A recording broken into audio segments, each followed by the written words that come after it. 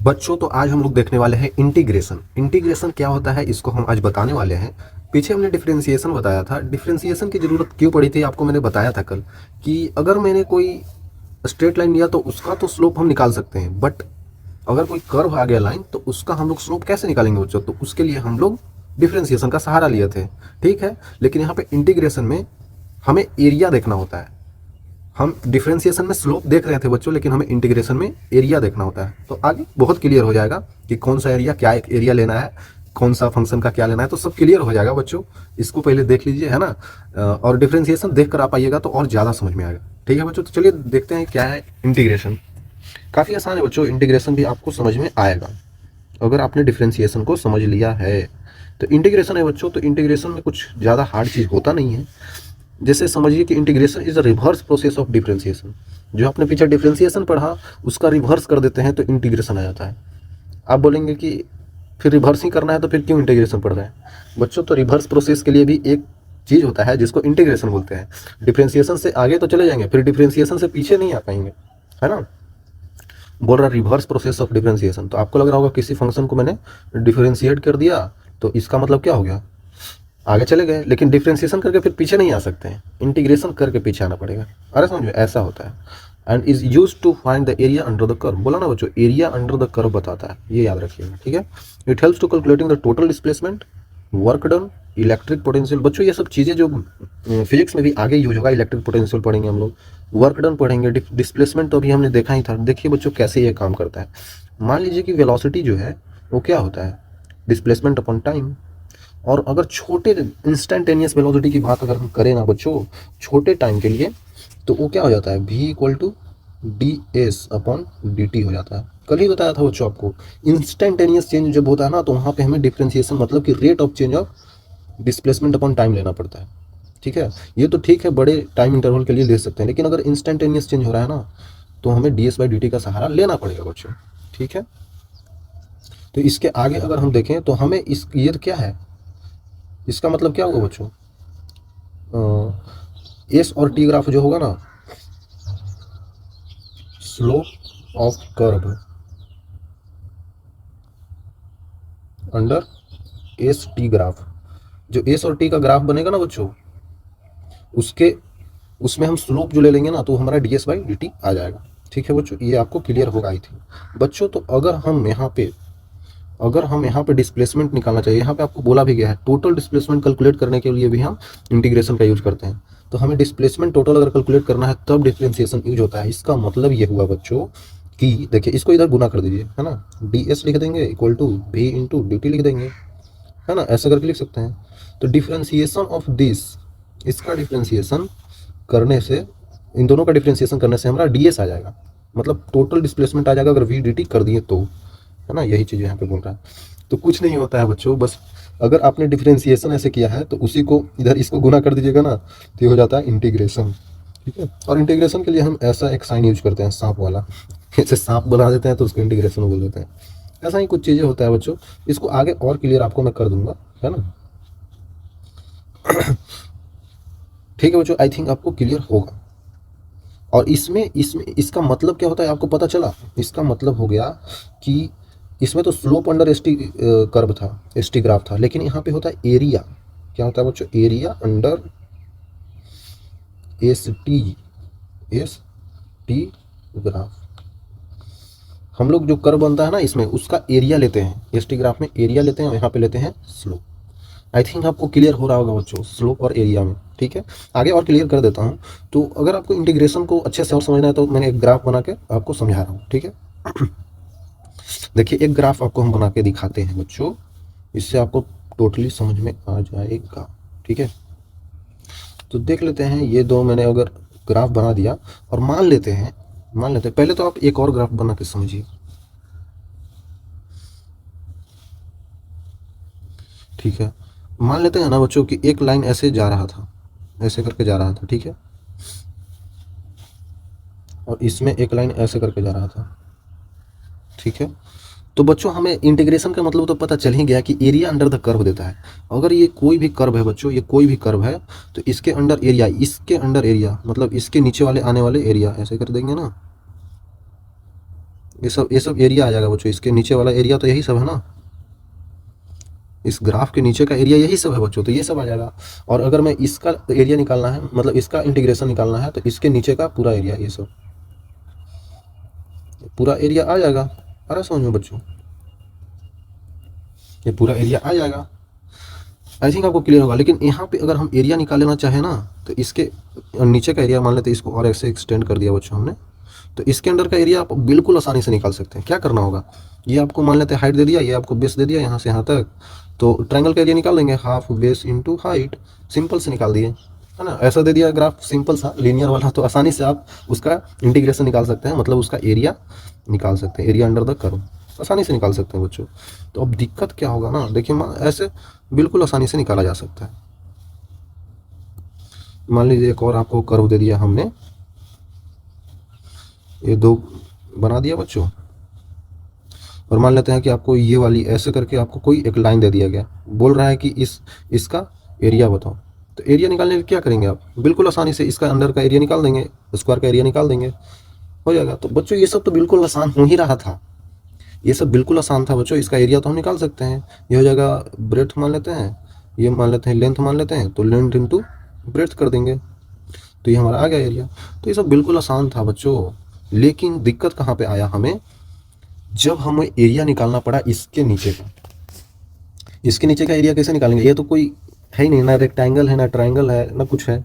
उसी सब का तो हमें फॉर्मूला आता है, तो उससे हम निकाल लेते हैं। लेकिन इसका कैसे निकालें, ये कैसे निकलेगा, इसको निकालने के लिए क्या करना होगा बच्चों, ये तो ऐसे टेढ़ वाला कर्व है ना। इसके अंदर का एरिया कैसे निकालें, मान लेते हैं एक छोटा सा एलिमेंट आपको मैं दिखाता हूँ। मान लेते हैं बच्चों, मान लेते हैं कि ये छोटा सा एलिमेंट हमने लिया, ये छोटा सा,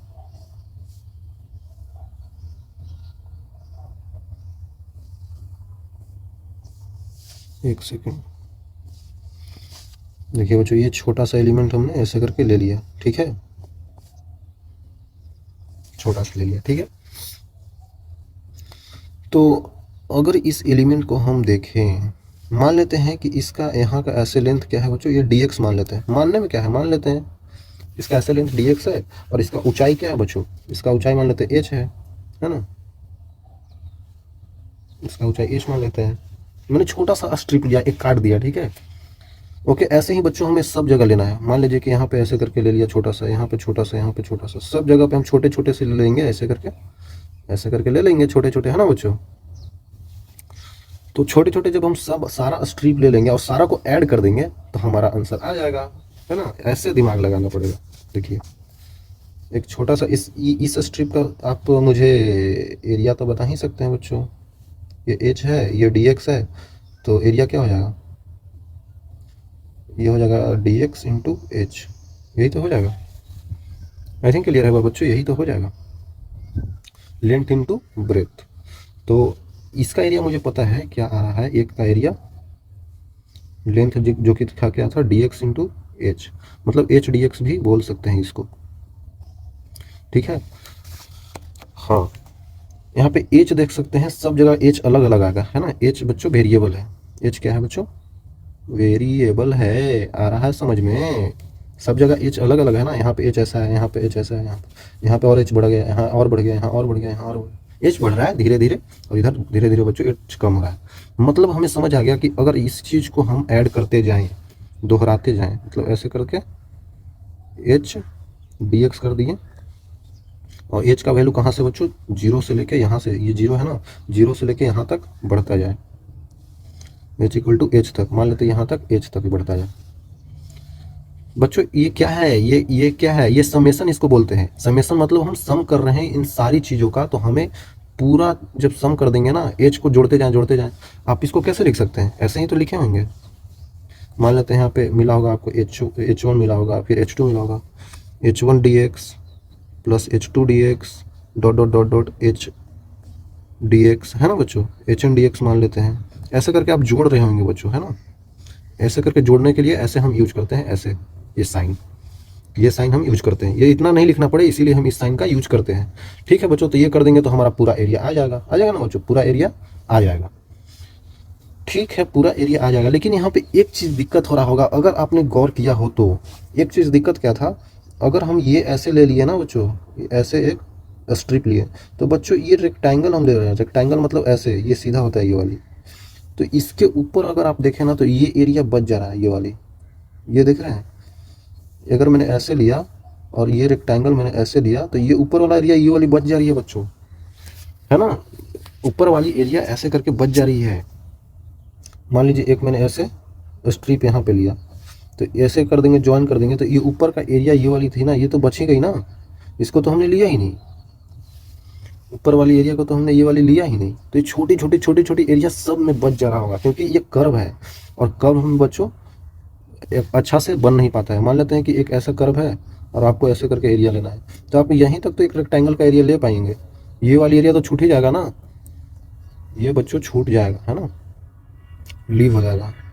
तो छूट जाएगा तो फिर उसको तो एरिया छूट रहा है, तो फिर क्या करें हम, फिर क्या करें। तो इसके लिए हमें इंटीग्रेशन का सहारा लेना पड़ा। यहीं से बच्चों इंटीग्रेशन आया, समझ में आ रहा है। तो इस साइन को हटा के हमने इस साइन के जगह पे क्या यूज करना है, integration H of d x का। अरे समझ में, ऐसे करना है बच्चों, एरिया लेना है टोटल, है ना। एच जीरो से जा रहा है कहाँ तक, एच एच तक जा रहा है। ऐसे हमें एरिया लेना पड़ा बच्चों, आया समझ में। इंटीग्रेशन, बस समेशन को हटाना पड़ा और इंटीग्रेशन को लाना पड़ा। आई थिंक आपको क्लियर होगा बच्चों, ठीक है। आई थिंक क्लियर होगा आपको। अब आगे चलते हैं बच्चों, आपको हम चीज़ें बताते हैं कैसे यूज होता है ये, ठीक है। आई थिंक आपको क्लियर हो रहा होगा, ठीक है। इंटीग्रेशन का इतना चीज़ें हम आपको बता दिए। तो एक चीज फॉर्मूला आ जाता है बच्चों, उसको थोड़ा थोड़ा सा आपको याद करना पड़ेगा। वो कैसे याद कर सकते हैं, मान लेते हैं कि आपको इंटीग्रेशन ऑफ एक्स दे दिया, एक्स डी एक्स, ये क्या होगा, integration of x D x क्या होगा। तो इसका हो जाएगा बच्चों ऐसे, एक्स स्क्वायर अपॉन 2। ये कैसे आया बच्चों, ऐसे आया। एक्स का पावर यहाँ पे 1 था, तो इंटीग्रेशन में क्या करते हैं, एक्स के पावर 1 पहले से था, +1 करते हैं, एक बार जोड़ते हैं इसमें, ठीक है। और अपॉन जितना जोड़ते हैं वाली लिख देते हैं 2। जोड़ने के बाद कितना आएगा, 1 + 1 कितना आएगा बच्चों, 2 आ जाएगा ना, तो 2 लिख दिया नीचे, ठीक है। तो ये हो जाता है। मान लीजिए आपको इंटीग्रेशन ऑफ कोई कांस्टेंट दे दिया dx, है ना बच्चों। तो कांस्टेंट तो बाहर आ जाता है, और dx का मतलब क्या हो गया, इंटीग्रेशन ऑफ dx का मतलब क्या हो गया। मान लेते हैं कि इंटीग्रेशन ऑफ dx का मतलब x के पावर कोई 0 होगा, क्योंकि 1 होगा ना यहाँ पे, 1 को बच्चों x के पावर 0 भी लिख सकते हैं इंटू dx। तो x के पावर 0 को क्या लिख सकते हैं, x के पावर 0 को हम लोग क्या लिख सकते हैं बच्चों, इसको ऐसा करके लिख सकते हैं, x के पावर 0 + 1 अपॉन 0 + 1, जो लिखते हैं ऊपर वही x हो जाएगा। अरे बच्चों dx का इंटीग्रेशन बच्चों x हो जाता है, तो यहाँ पे c हो जाएगा और dx ऐसे आ जाएगा, तो c इंटू dx का इंटीग्रेशन x होता है, सिंपल। और जब हम इंटीग्रेशन करते हैं ना बच्चों, तो एक यहाँ पे हम ऐसे कांस्टेंट ऐड कर देते हैं, एक कांस्टेंट हम ऐड कर देते हैं, ठीक है। आई थिंक आपको क्लियर होगा। कांस्टेंट इसलिए ऐड करते हैं बच्चों, क्योंकि इंटीग्रेशन क्या है ना, रिवर्स प्रोसेस ऑफ डिफरेंशिएशन है। तो जब इसका डिफरेंशिएशन करेंगे ना, तो c कांस्टेंट अपने आप हट जाएगा, क्योंकि कांस्टेंट का डिफरेंशिएशन 0 होता है। तो ये इसका हम करेंगे फिर इंटीग्रेशन, डिफरेंशिएशन। आया समझ में बच्चों, आया समझ में। आई थिंक आपको क्लियर होगा, इसीलिए सी लिख देते हैं, क्योंकि हो सकता है कोई सी कांस्टेंट आ रहा हो, हमें नहीं पता है, हो सकता है कोई कांस्टेंट आ रहा हो, है ना, इसलिए सी लिख देते हैं। आई थिंक आपको समझ में आ गया होगा। तो फॉर्मूला हम लोग एक जुगाड़ करके लिख सकते हैं। अगर x के power n into d x है और इसका आपको इंटीग्रेशन करना है, तो क्या करेंगे, x के पावर n + 1 अपॉन n + 1, है ना। और याद रखिएगा बच्चों, यहाँ पे क्या है, यहाँ पे n का वैल्यू -1 नहीं हो सकता है। अगर n का वैल्यू -1 हुआ तो ये हो जाएगा क्या, नीचे हो जाएगा 0 और ऊपर हो जाएगा x के पावर 0, और नीचे बटा में नीचे 0 कभी होता नहीं है, ये हो ही नहीं सकता कभी, है ना बच्चों। तो हम ऐसे नहीं कर सकते हैं, n का वैल्यू -1 कभी नहीं लेना है, नो, ठीक है। लेंगे तो कचड़ा हो जाएगा, ठीक है। आई थिंक आपको क्लियर हो रहा होगा बच्चों। तो ये फॉर्मूला आपको याद रखना पड़ेगा, ठीक है। और अगर बच्चों मान लेते हैं कि कहीं पे x के पावर -1 आया इंटू डी एक्स, तो इसको हम क्या करेंगे बच्चों, ये पावर रूल था, मतलब पावर से हम लोग इसका इंटीग्रेशन कर रहे थे, इसीलिए यहाँ पे हम n का वैल्यू -1 नहीं ले रहे थे।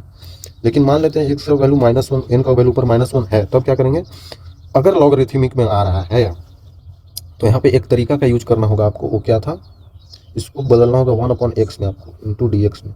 और 1/dx का इंटीग्रेशन हो जाता है log ऑफ एक्स, यहाँ पे ऐसे करते हैं प्लस सी, ठीक है। तो एक्स आता है लॉग ऑफ एक्स आता है और इसको हम मॉडुलस में बंद कर दें, क्योंकि यहाँ पे जो भी होता है वो माइनस में नहीं हो सकता है, ठीक है। आई थिंक क्लियर होगा। तो आप बोलेंगे कि भाई साहब ये बताइए कि आपने तो अभी बोला कि एन का वैल्यू -1 हो ही नहीं सकता है, तो आपने खुद ही यहाँ पे क्यों ले लिया, आपने खुद ही एन का वैल्यू -1 लिया और सोल्व कर दिया। बच्चों इसलिए क्यों किया, क्योंकि ये बच्चों लॉगरिथमिक है। लॉगरिथमिक इक्वेशन के सोल्व करने के लिए हमें इसको पहले चेंज करना होगा, इसको पहले जो ऐसे था इसको पहले हम ऐसे बदलना होगा, फिर हम इसको ऐसे लिख सकते हैं। अरे समझ में, फिर हम इसको ऐसे करके लिख सकते हैं। आई थिंक आपको क्लियर हो रहा होगा। डायरेक्टली आप ऐसे करके ऐसे नहीं लिख सकते हैं बच्चों, जब तक कि आपको मतलब क्वेश्चन में अगर ऐसा है कि लॉगरिथमिक से सॉल्व करना है तो आपको इसको ऐसे करके सॉल्व कर सकते हैं, बट अगर पावर वाली है तो पावर वाली में कभी ऐसे करके नहीं लिख सकते। आई थिंक आपको क्लियर होगा बच्चों, ठीक है। चलिए एक और सवाल कर लीजिए बच्चों इसी बात पे। क्वेश्चन मान लेते हैं आपको ये दिया गया है कि इंटीग्रेशन ऑफ 3x के पावर क्यूब, ये क्या होगा बच्चों, करिए करिए। 3 कांस्टेंट बाहर चला जाएगा, इंटीग्रेशन ऑफ, यहाँ dx छूट गया, एक्स का क्यूब इंटू dx। तो कैसे करेंगे इसका, 3 इंटू एक्स के पावर 3 + 1 अपॉन 3 + 1 कितना हो जाएगा, 3 इंटू एक्स के पावर 4 अपॉन 4 प्लस कॉन्स्टेंट। ऐसे करके आप बना सकते हैं, समझ सकते हैं आप बच्चों, आसान है ये, है ना। आई थिंक आपको क्लियर हो रहा होगा, ठीक है।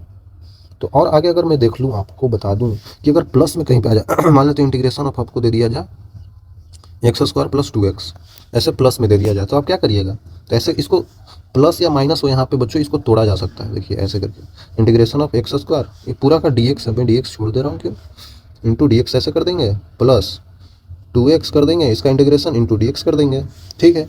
इसके आगे क्या करेंगे बच्चों, x² dx का इंटीग्रेशन आप लिख सकते हैं x के पावर 2 + 1 अपॉन 2 + 1 प्लस 2 बाहर आ जाएगा, इंटीग्रेशन ऑफ x मतलब x के पावर 1 + 1 अपॉन 1 + 1 कितना हो जाएगा, x³ upon 3 plus 2x² upon 2। ऐसे करके आप लिख सकते हैं, प्लस में कांस्टेंट c लिख सकते हैं आप लोग। और अगर कहीं पे माइनस भी आ जाए, मान लेते हैं इंटीग्रेशन ऑफ 3x के पावर -2 प्लस 4x के पावर हाफ, प्लस नहीं बच्चों, यहाँ पे अगर माइनस आ जाए, अगर माइनस आ जाए, है ना, तो इसको कैसे करेंगे, इसको भी करना बहुत आसान है यार, बहुत आसान है बच्चों। देखिए 3x के पावर, ये dx है बच्चों, बार बार dx छूट जाएगा, dx रहेगा तभी तो। 3x के पावर -2 है इंटू dx, माइनस माइनस के बीच में स्प्लिट कर देंगे ऐसे ही, और 4x के पावर हाफ है इंटू dx कर देंगे, ठीक है। तो 3 कांस्टेंट बाहर आ जाएगा, x के पावर -2 प्लस माइनस प्लस होता है ना, हाँ, +1 अपॉन -2 + 1 जो होता है ऊपर वही नीचे होता है, 4 बाहर आ गया इंटू x के पावर हाफ +1 अपॉन हाफ +1। ऐसे कर सकते हैं आप लोग। तो ये हो जाएगा 3x के पावर -1 अपॉन -1 माइनस 4x के पावर 3/2 अपॉन 3/2 प्लस कॉन्स्टेंट। ऐसे करके आप लोग लिख सकते हैं, माइनस भी है तो डरना नहीं है, प्लस भी है तो डरना नहीं है, वो हम कुछ कर देंगे ऐसे करके, ठीक है बच्चों। आई थिंक आपको क्लियर हो रहा होगा, ओके ओके, आई थिंक आपको क्लियर हो रहा होगा। और बच्चों अब अगर आप सोचेंगे कि यहाँ पे अगर कुछ मान लेते हैं मल्टीप्लिकेशन में हो, जैसे 4x² इंटू 3t हो, ऐसे करके कुछ हो, इसको कैसे करेंगे, तो इसको बच्चों मैं आगे बताने वाला हूँ। आगे आगे हम इसके फार्मूला को भी लाए हैं, तो ये मल्टीप्लिकेशन वाला भी हम देखने वाले हैं, ठीक है। आई थिंक क्लियर हो रहा होगा, ठीक है बच्चों। यहाँ तक अगर आपको समझ में आ गया तो चलते हैं आगे।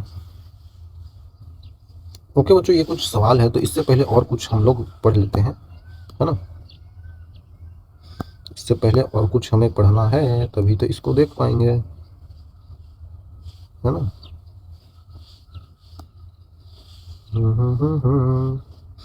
बच्चों आप साथ साथ इसका सवाल भी करते जाइए, है ना। बच्चों आप लोग साथ साथ इसके सवाल भी करते जाइए, तभी तो आपको समझ में आएगा। देखिए ये वाली जो हमने आपको यहाँ तक बताया, तो ये तो बच्चों इसमें कहीं पे, इसमें कुछ यहाँ पे लिखा ही नहीं था, यहाँ पे कुछ लिखा ही नहीं था, तो ये इनडेफिनेट इंटीग्रेशन था, इसको इनडेफिनेट बोलते हैं। और अगर मैं इसको ऐड कर दूँ यहाँ पे कुछ, जैसे मान लेते हैं ऐसे करके 4x² ऐसे था, यहाँ पे मान लेते हैं x = 0 से x = 4 तक जा रहा है, ये हो जाता है डेफिनेट इंटीग्रेशन। डेफिनेट इंटीग्रेशन में करना कुछ नहीं है, जो भी इसका इंटीग्रेशन होता है वो हम कर लेंगे, जो भी इसका इंटीग्रेशन होता है हम कर लेंगे। जैसे 4x² का इंटीग्रेशन 4 इंटू x के पावर 2 + 1 अपॉन 2 + 1, इसको ऐसे बंद करते हैं बच्चों, और x इक्वल टू 0 था, वो कहाँ तक जा रहा है, x इक्वल टू 4 तक, ऐसे करके लिख लेते हैं। तो 4 इंटू एक्स के पावर 3/3, कांस्टेंट है तो बाहर भी लिख सकते हैं, ये 3 जोड़ने से आएगा ना, तो बाहर ले गए। तो ऐसे करके ये कहाँ से जा रहा है, 0 से 4 तक जा रहा है। तो करना कुछ नहीं होता है, ये डेफिनेट इंटीग्रेशन। पहला बात तो इसमें कांस्टेंट लिखते नहीं, क्योंकि ये डेफिनेट होगा, ये डेफिनेट हो गया बच्चों, है ना, इसमें कांस्टेंट को ऐड करना जरूरी नहीं है। तो 4/3 हो गया इंटू एक्स के पावर 3 है, तो एक्स के पावर 3 में क्या करेंगे, एक्स के जगह पे ये 4 को यहाँ पे डालेंगे, ठीक है। तो डाल दीजिए 4 के पावर 3, एक माइनस आता है, क्योंकि हम बच्चों इन दोनों के बीच में बात कर रहे हैं, तो इन दोनों के बीच में माइनस आता है, और फिर 0 इसमें रखेंगे एक्स के जगह पे, एक्स के जगह पे रखना है, तो 0 के पावर 3 ऐसे, ठीक है। तो 4/3 इंटू 4 के पावर 3 आ जाएगा, तो ये हो जाएगा 4 के पावर 4/3। तो ये बच्चों आपका आंसर हो जाएगा डेफिनेट इंटीग्रेशन का। डेफिनेट मतलब डेफिनेट वैल्यू के बीच में है, ठीक है, और माइनस कर देते हैं। ये हम बिल्कुल आसानी से कर सकते हैं बच्चों, आसानी होता है, ठीक है। आई थिंक क्लियर होगा बच्चों आपको। और अब बच्चों अब देख लेते हैं, मान लेते हैं कि कहीं पे आपको दे दिया जाए, बच्चों हम ये चीज़ आपको बताना भूल गए कि इंटीग्रेशन सारे चीज़ों का आप नहीं निकाल पाइएगा, है ना, इंटीग्रेशन सारे चीज़ों का नहीं निकाल सकते हैं, क्योंकि बच्चों कहीं पे ग्राफ होता है ना, कोई चीज़ डिसजॉइंट होता है, किसी ग्राफ को इन्फिनिटी तक जाता है, तो वहाँ तक इंटीग्रेशन करना पॉसिबल ही नहीं है ना, वहाँ तक इंटीग्रेशन करना पॉसिबल ही नहीं है। किसी ग्राफ का कोई कर्व इन्फिनिटी तक जाता है, तो कैसे कर पाएंगे उसका इंटीग्रेशन, कैसे उसका एरिया अंडर द कर्व ले पाएंगे, नहीं ले पाएंगे, तो इंटीग्रेशन नहीं कर पाएंगे। लेकिन डिफ्रेंशिएशन बहुत सारी चीज़ों का हम कर सकते हैं, ठीक है। तो इंटीग्रेशन सारे चीज़ों का नहीं कर सकते हैं। ऐसे आप समझ सकते हैं ना कि एक कांच का ग्लास है, तो कांच का ग्लास जो है ना वो बन गया है, ठीक है, तो उसको गिरा कर तोड़ना बिल्कुल आसान है, मतलब डिफ्रेंशिएशन करना बिल्कुल आसान है। हम यहाँ से ग्लास ऐसे पकड़े छोड़ दिए तो गिर के टूट जाएगा, बिल्कुल आसान है। और अब उस ग्लास को जोड़ के फिर से ग्लास, अच्छा वाला ग्लास बनाना और उससे पानी पीना पॉसिबल है? पॉसिबल है बच्चों? नहीं पॉसिबल है, क्योंकि ग्लास तो नीचे गिर के टूट गया, वो बिल्कुल आसान था और डिफरेंशिएशन हमने कर दिया। लेकिन इंटीग्रेशन मतलब उसको फिर से जोड़ना पॉसिबल नहीं है। कभी कभी पॉसिबल हो जाएगा, लेकिन कभी कभी पॉसिबल नहीं हो जाता। ये एग्जाम्पल से आप समझ सकते हैं, ठीक है। तो अब आपको ट्रिग्नोमेट्री का कुछ बताते हैं बच्चों। इंटीग्रेशन ऑफ, अगर आपको कहीं पे बोल दिया जाए कि integration of sign of x into d x, इसका इंटीग्रेशन क्या हो जाएगा बच्चों? इसका इंटीग्रेशन का होगा, तो इसका इंटीग्रेशन हो जाएगा कॉस ऑफ एक्स। आपको बताते हैं अच्छे से, integration of cos of x का क्या हो जाएगा? इसका हो जाएगा बच्चों साइन ऑफ एक्स, ठीक है। और इसका क्या हो जाएगा? इंटीग्रेशन ऑफ टेन एक्स नहीं बच्चों, यहाँ पे हो जाएगा सेक एक्स टेन एक्स। इसका बच्चों हो जाता है sec x integration of cosec x cot x D x. इसका हो जाता है आपको कोसेक एक्स, है ना। ऐसे करके आप समझ सकते हैं। Integration of sec square x का क्या हो जाता है? ये हो जाता है टेन एक्स, है ना बच्चों। ऐसे आप समझ सकते हैं बिल्कुल आसानी से। और यहाँ पे बच्चों एक चीज़ हमने छोड़ दिया, ये जब आता है तो ये माइनस आता है यहाँ पे, है ना। जैसे अपने रिवर्स प्रोसेस है ना, तो कोसेक का करते थे तो इंटीग्रेशन माइनस में आता था ना, वैसे ही यहाँ पे भी है, यहाँ पे माइनस में आता है, यहाँ पे भी ये वाली माइनस में आएगी, है ना बच्चों, बाकी प्लस में। आई थिंक आपको क्लियर होगा बच्चों, आई थिंक आपको क्लियर होगा, ठीक है। यहाँ पे नहीं आएगा ना, सॉरी बच्चों, इसमें थोड़ी आएगा, कोसेक्स में माइनस आएगा। अब ठीक है, ठीक है। वो थोड़ा सा हम कन्फ्यूजन हो गया था, बट अब ठीक है बच्चों, अब आप समझ सकते हैं। ओके, आसान है बच्चों। तो ये इंटीग्रेशन का कुछ हमने लिख दिया है, तो इसको आप याद रख लीजिएगा। एक और छूट गया लगता है, तो कोसेक स्क्वायर एक्स होता है ना, cosec square x D x का क्या हो जाता है बच्चों? कॉट एक्स हो जाता है माइनस में, ठीक है। तो ये बच्चों कुछ ट्रिग्नोमेट्रिक का हमने लिख दिया। तो ये बच्चों अगर आप याद कर सकते हैं तो कर लीजिएगा, नहीं भी कर सकते हैं तो मत कीजिएगा, कोई दिक्कत नहीं है, ठीक है। ये आपको आगे चलते चलते याद हो जाएगा, ठीक है, ये आपको आगे चलते चलते याद हो जाएगा। ओके, अगर आपको कहीं पे क्वेश्चन दे दिया जाए, मान लेते हैं क्वेश्चन है कि इंटीग्रेशन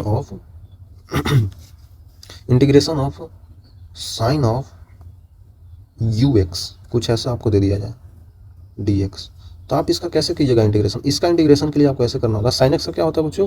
माइनस कॉस एक्स हो जाता है। तो पहले माइनस कॉस ऑफ एक्स की जगह पे क्या हो चाहिए पूरा, तो u ऑफ x लिखना होगा। और x के साथ जो मल्टीप्लाई होता है ना यहाँ पे, उसको हम नीचे लिख देते हैं। ये एक ऐसा यहाँ पे सिस्टम होता है, u से नीचे मल्टीप्लाई कर देते हैं, प्लस कॉन्स्टेंट लिख सकते हैं आप लोग, है ना। ऐसे कर सकते हैं बच्चों। मान लीजिए आपको इंटीग्रेशन ऑफ कहीं पे दे दिया कि sec square x, sec square x, sec square u x into d x, तो इसको आप कैसे कर पाइएगा। तो इसको करने के लिए सेक स्क्वायर एक्स का बच्चों 10 यू एक्स लिखना होगा यहाँ पे, और यू एक्स अपॉन यू भी लिखना होगा, है ना, प्लस सी। ऐसे करके हम इसका इंटीग्रेशन कर पाते हैं। अगर यहाँ पे एक्स में कुछ मल्टीप्लाई हो जाना तो उसको हम नीचे लिख देते हैं, ठीक है। आई थिंक क्लियर होगा बच्चों। चलते हैं अब आगे, आपको सब कुछ आई थिंक समझ में आ रहा होगा। ओके, हाँ ठीक है बच्चों, ठीक है ठीक है। अब अगर आप कहीं पे इंटीग्रेशन ऑफ ई के पावर एक्स दिया ना, ई के पावर एक्स डी एक्स, घबराना नहीं है इससे घबराना नहीं है, इसका इंटीग्रेशन ई के पावर एक्स ही होता है प्लस सी, ठीक है। अगर आपको कहीं पे दे दिया जाए ई के पावर 4x dx, तो इसका इंटीग्रेशन कैसे करेंगे बच्चों। ई के पावर एक्स का क्या होता है, ई के पावर एक्स ही रहता है, मतलब 4x ही रहेगा, और नीचे एक्स का जो मल्टीप्लीकेशन में होता है उसको हम नीचे ले देते हैं 4 प्लस कॉन्स्टेंट सी। आ रहा है समझ में। ऐसे करते हैं बच्चों, ऐसे करते हैं। अगर आपको कहीं पे इंटीग्रेशन ऑफ बोल दिया जाए सी टाइम्स ऑफ एक्स के पावर -1, ठीक है। अगर हम इसको लॉगरिथमिक में सॉल्व कर रहे हैं ना बच्चों, तो इसको ऐसे लिख सकते हैं, इंटीग्रेशन ऑफ सी बाहर ले जाएंगे 1/x dx, ठीक है। तो ऐसे करेंगे तो हमारे पास सोल्व होकर आ जाएगा बच्चों C into log of X plus C. ऐसे करके सोल्व कर सकते हैं। अब आपको एक अच्छा सवाल दे देते हैं, अगर आप कर सकते हैं तो करिए बच्चों, है ना, बिल्कुल आसानी से। अगर इसको x का वैल्यू मान लेते हैं जा रहा है 0 से x का वैल्यू जा रहा है -10 तक, इसको सोल्व कैसे करेंगे। मान लेते हैं यहाँ पे आपको दिया है 4x square -3x into d x.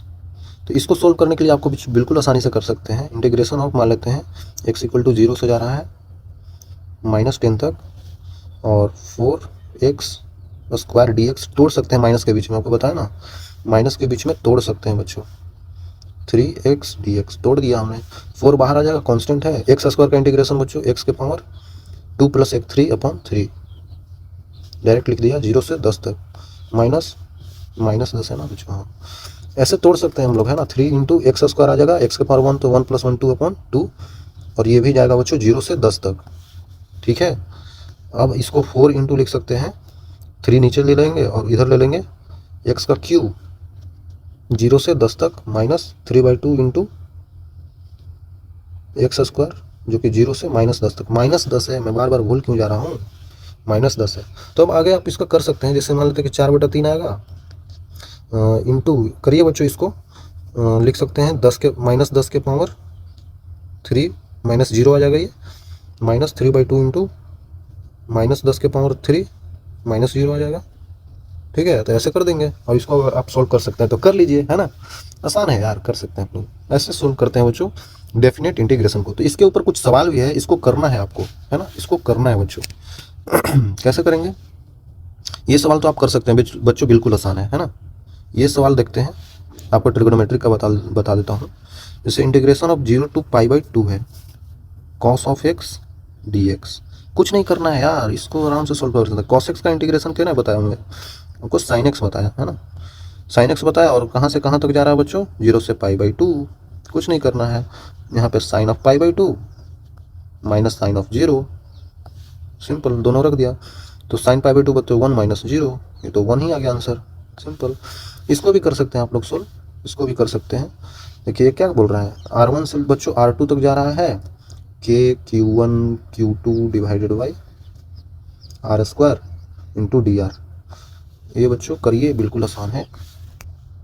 तो ठीक है, k q1 q2 तो बच्चों कांस्टेंट हो गया ना, ये तो कांस्टेंट ही हो गया, क्योंकि r का यहाँ पे टर्म है, तो डी आर में हो रहा है ना इंटीग्रेशन, तो r तो हो जाएगा।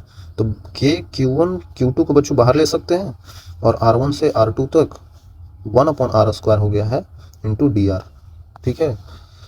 तो बच्चों k q1 q2 इसका इंटीग्रेशन क्या हो जाएगा, r के पावर -2 हो जाएगा ना, 1/, देखिए बच्चों यहाँ पे 1/r² को लिख सकते हैं r के पावर -2, ठीक है, लिख सकते हैं।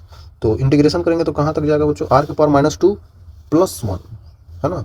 तो r के पावर -2 + 1/r² -2 + 1 ऐसे कर सकते हैं। कहाँ से जा रहा है? R1 से लेके R2 तक जा रहा है, ठीक है। K Q1 Q2 इंटू क्या आ जाएगा यहाँ में, R के पावर -1 अपॉन -1 R1 से R2। इसको और सॉल्व कर सकते हैं, K Q1 Q2 -1 बाहर ले लिया, माइनस आ जाएगा, R के पावर -1 मतलब 1 अपॉन R, और ये हो जाएगा R1 से R2।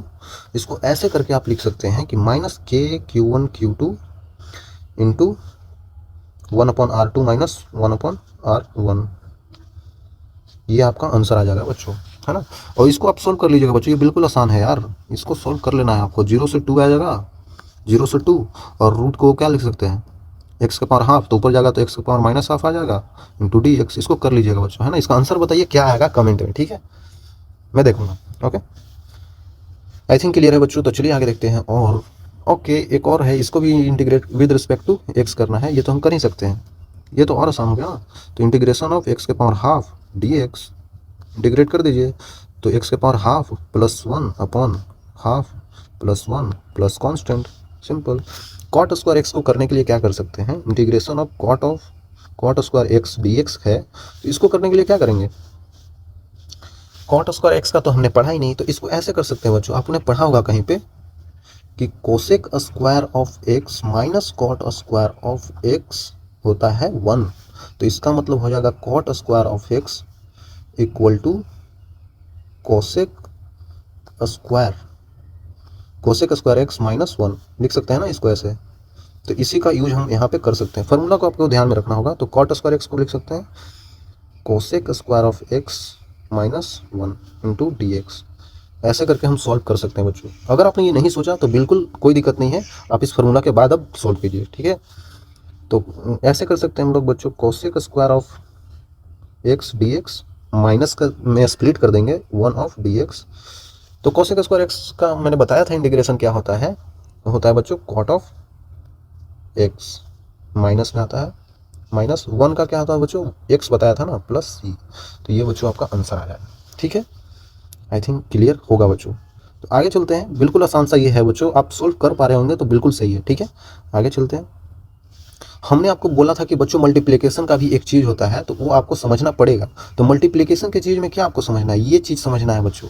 पीछे मैंने बोला था ना कि मल्टीप्लिकेशन भी आता है u into v times d x, होता है ना, u into v times of d x. तो इसको सोल्व कैसे करेंगे, जैसे u प्लस भी था तो हम लोग तो कर लिए बच्चों, u प्लस भी था तो कर लिए, माइनस था तो कर लिए, लेकिन अब गुना में रहेगा तो कैसे करेंगे, है ना।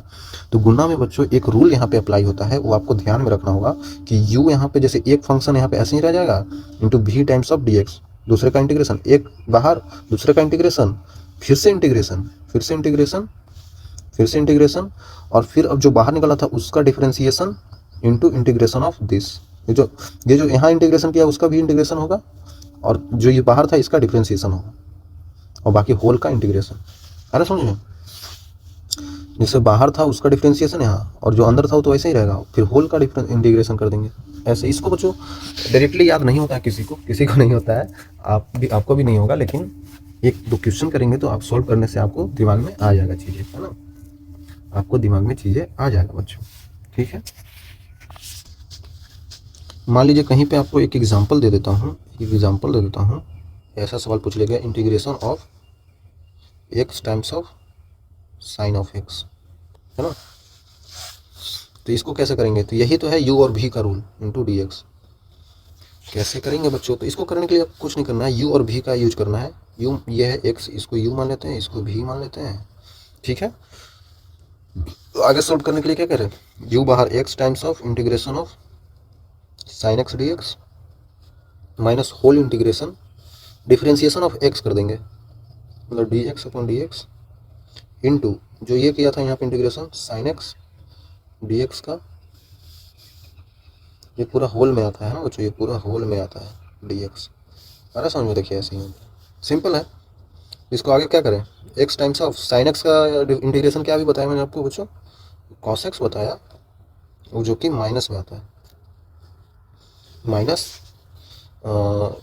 एक्स का, यहाँ पे तो एक्स था ना, एक्स का इसका तो 1 ही हो जाएगा ना, डिफ्रेंशिएशन 1 ही हो जाएगा, इंटू इसका इंटीग्रेशन क्या होगा बच्चों, इसका इंटीग्रेशन क्या होगा, मैंने आपको बताया माइनस कॉस ऑफ एक्स, है ना, ये आ गया और ये बाहर dx था तो dx आ गया, है ना, ऐसे कर दिए।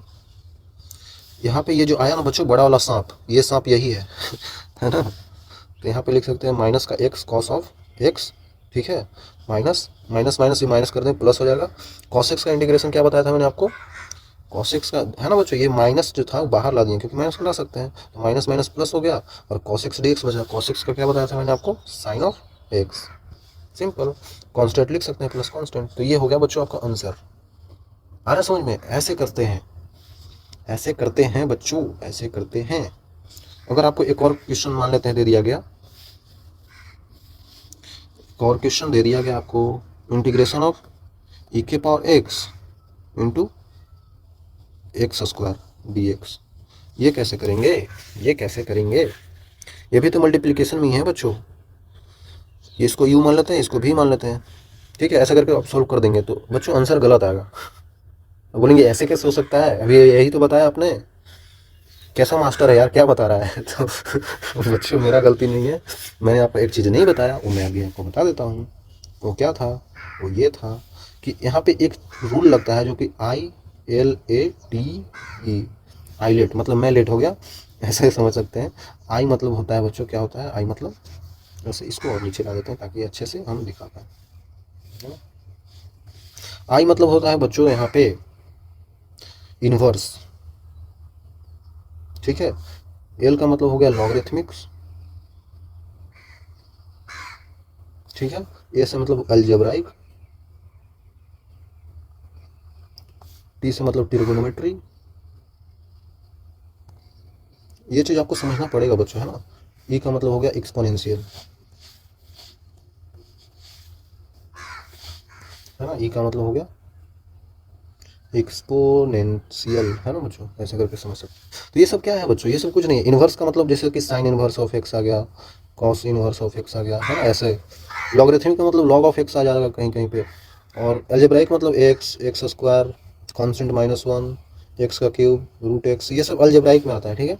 ट्रिगोनोमेट्रिक मतलब तो sine x, cos x, ten x, ये सब बच्चों आएगा इसमें। एक्सपोनेंशियल मतलब ई के पावर एक्स आएगा। तो ये मैं क्या बताना चाह रहा हूँ, मैं ये बताना चाह रहा हूँ कि आइलेट रूल जो होता है ना बच्चों, ये बताता है कि पहले कौन आएगा। यू और भी में बच्चों, इसको भी तो भी लिख सकते हैं, इसको भी तो यू लिख सकता हूँ, है ना, मैं तो दोनों में से किसी को लिख सकता हूँ।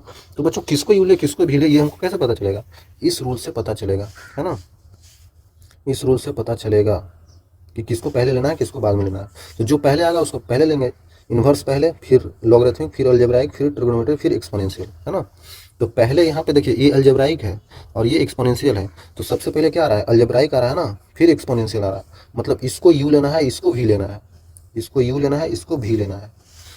मतलब अलजेब्राइक पहले आता है बच्चों, तो इसको यू लेंगे ना, देखिए ये गलत हो गया, ये गलत हो गया, है ना।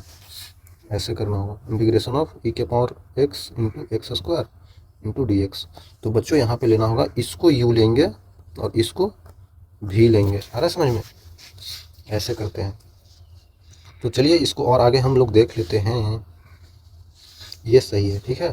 तो इसको आगे करने के लिए क्या करते हैं, u लिखते हैं ना बच्चों, u times V D X, मतलब ई के power X D x minus integration of, whole integration, differentiation of E के पावर एक्स, u का डिफ्रेंसिएशन करते हैं इंटू, फिर से इंटीग्रेशन करते हैं इसका जो अंदर था, भी का मतलब ई के पावर एक्स डी एक्स।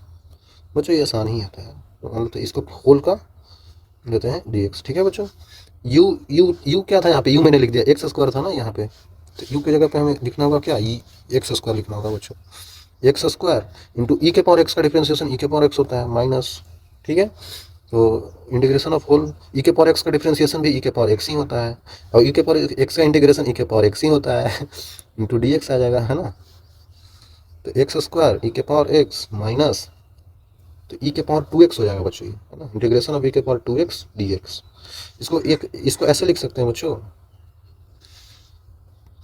कैसे, ई के पावर x का फिर से ई के पावर x ही होता है, 2x था, तो मैंने क्या बताया था, जब 2 आ जाता है x के मल्टीप्लिकेशन में तो उसको 2 से डिवाइड भी करना होता है, प्लस कांस्टेंट।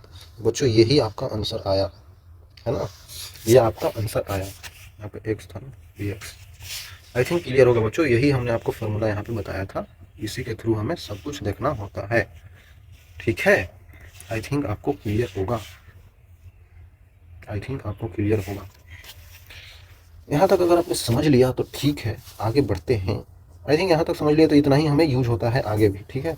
एक चीज़ मैं आपको बताना चाहता हूँ कि कहीं पे अगर आपको बटा वाला दे दिया जाए ना, मान लो क्वेश्चन में दे दिया integration of x divided by x square plus 2, ऐसे आपको कुछ दे दिया जाए, इसका इंटीग्रेशन बताओ, तो क्या करेंगे बच्चों, इसका इंटीग्रेशन कैसे करेंगे। यहाँ पे कोई u बाई भी रूल नहीं लगता है, u बाई भी है तो इंटीग्रेशन ऑफ u बाई भी रूल लगा देंगे, यहाँ पे नहीं लगता है, यहाँ पे कोई ऐसा होता ही नहीं है। वो हमने डिफरेंशिएशन में पढ़ा था, तो इसको इंटीग्रेशन बाई पार्ट से करते हैं, इंटीग्रेशन बाई पार्ट्स ऐसा करते हैं बच्चों। इसको देखिए कैसे करते हैं, नीचे वाला चीज़ को कुछ मान लेते हैं, इसको कुछ मान लेते हैं, जैसे x square plus 2 equal to मान लेते हैं टी।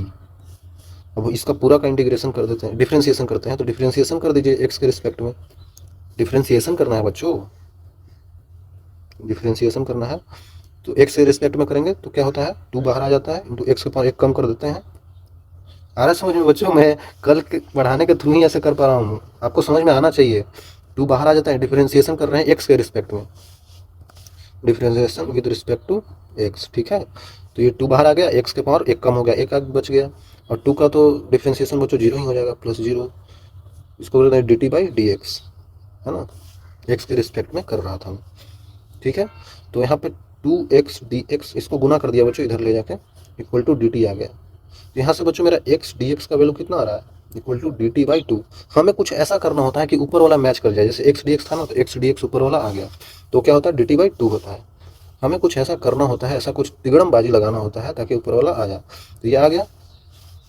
अब इसको आगे हम सॉल्व कर सकते हैं बच्चों, ऐसे करके इंटीग्रेशन ऑफ x dx को क्या लिख सकते हैं, dt by 2 divided by x square plus 2 को क्या लिख सकते हैं, ये माना था हमने क्या माना था यहाँ पे, एक्स स्क्वायर प्लस 2 को क्या माना था, टी माना था, तो टी लिख दिया, है ना, टी लिख दिया। तो अब कर सकते हैं आप लोग, बटा में 2 है तो मतलब 2 बाहर आ जाएगा, 1/2 बाहर, integration of D T upon T, और 1 अपॉन टी जब आ जाता है तो इसका क्या होता है इंटीग्रेशन, लॉग ऑफ टी, है ना बच्चों, लॉग ऑफ टी आ गया प्लस कॉन्स्टेंट। तो टी का जगह पुट कर देते हैं जो था पहले, टी की जगह पर क्या था, लॉग ऑफ टी की जगह पर क्या था बच्चों, x square plus 2 plus constant. तो ये आपका आ गया इंटीग्रेशन करने के बाद। ऐसे आप लोग कर सकते हैं बच्चों, अगर कुछ आ जाए ऐसा बटा में तो आप लोग ऐसे करके कर सकते हैं, ठीक है। काफ़ी जो बच्चों ऐसे करना आसान भी होता है कभी कभी। तो ये मैथ्स में तो आप लोग पूरा डिटेल में ही, तो बहुत बेसिक है मैथ्स के लिए, तो ये कुछ भी नहीं है। आप लोग 12th क्लास में पढ़िएगा ना, उसमें बहुत सारी चीज़ें, पूरा 3 चैप्टर को मिला के बनता है बच्चों। ये हमको बस बेसिक चीज़ें की ज़रूरत है, तो मैंने ये करा दिया आपको। आई थिंक आपको क्लियर होगा बच्चों। तो चलिए आगे मिलते हैं, तब तक के लिए समझिए चीज़ों को, करिए, ठीक है।